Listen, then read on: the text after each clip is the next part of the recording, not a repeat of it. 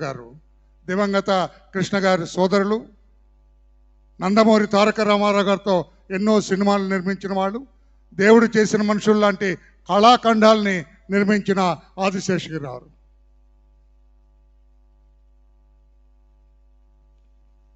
సభకు నమస్కారం. నారా చంద్రబాబు నాయుడు గారికి, అలాగే మన మాజీ ఉపరాష్ట్రపతి వెంకయ్య నాయుడు గారికి, ఇతర వేదిక మీద ఉన్న పెద్దలకు, అందరికీ వందనం. ఈ నందమూరి తారక రామారావు గారి 75వ వసంతాల వేడుక, ఈ వేడుకలో పాల్గొనడం నా అదృష్టంగా భావిస్తున్నాను. ఆయనతో నాకు 55 సంవత్సరాల పైన మా దేవుడు చేసిన మనుషుల షూటింగ్లో 40 రోజులు వారితోటి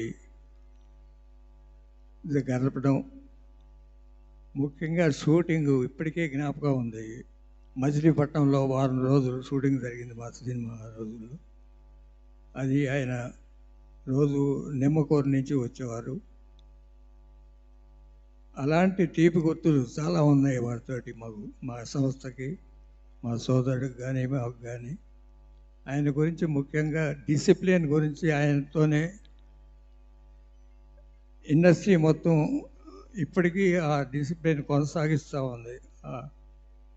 నందమూరి తారక రామారావు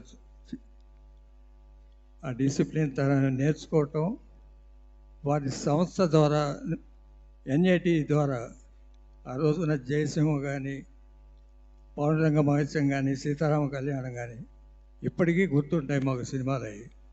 వాటి స్ఫూర్తితోనే మా సంస్థ నిర్మించిన సినిమాలన్నీ కూడా.